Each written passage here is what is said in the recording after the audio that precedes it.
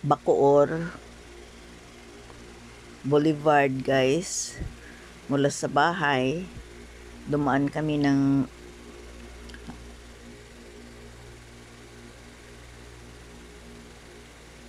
Vista Mall ni Villar.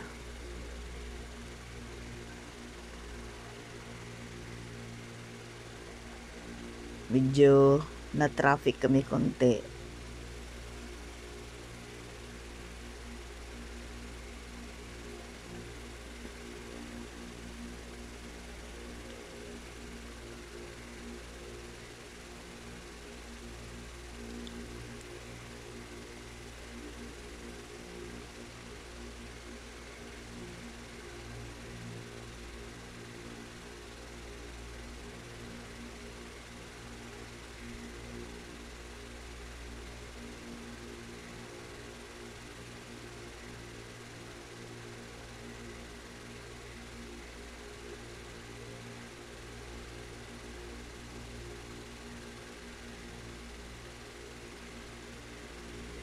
Ayan po ang Vista Mall ni Villar, guys. Ang laki niyan. Halos katapat din ng SM City Molino. Yung mga malls na yan ay walking distance lang sa amin sa Elisa Homes Heights.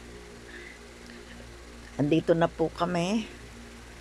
Mamimili kami ng ng parol. Galing ito sa Pampanga. At ang gaganda nila. Talagang Paskong Pasko na talaga. Kaya namimili kami. At maganda rin kasi pagtangkilik din ito sa sariling atin kasi galing ito ng Pampanga. Mga gawang Pampanga, kaya mura na sa ganda at quality ng kanilang gawa. Hindi rin magsisisi ang mga customers nila, ang mga namimili.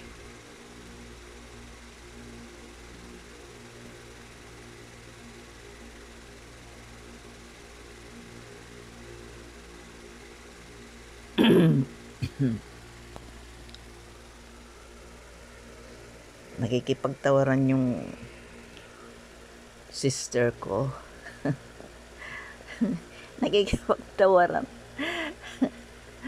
Pero mga mura na eh.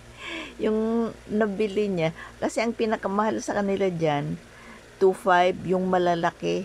Yung mga 3 feet ang laki. Mga 2.5. Ayan o, yung Santa Claus na ano na nga yan, yung riding Santa Claus. 2.5 yung ganon. Ang nabili ng kapatid ko ay 1.5 dahil mas maliit kaysa sa 3.5.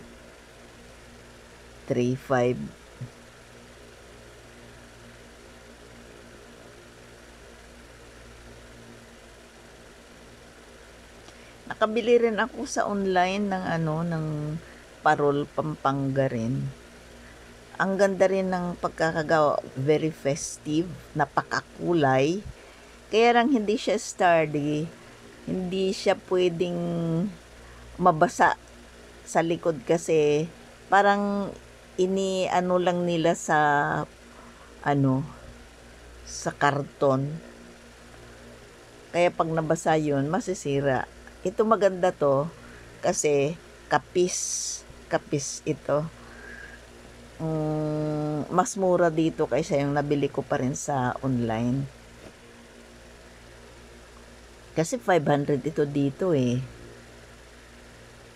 Doon sa online, nasa 600 ang isa. Bumili ako ng dalawa. Isa na kung nakapaghintay ako, edi nakamura ako. Pero okay na rin kasi maganda rin. Pero mas matibay talaga sana ito kasi kapis. Meron pa ako nung ganyan ko rin, kapis na parol. Hanggang ngayon, nandiyan pa rin siya. Malaki din siya. Binili ko rin dati ng 1.2. 1.2 pa lang. Ngayon, siyempre, nagtaasan ng mga bilihin. Tumaas na rin. Yung 1.2 ngayon, yun yung 1.5 ngayon.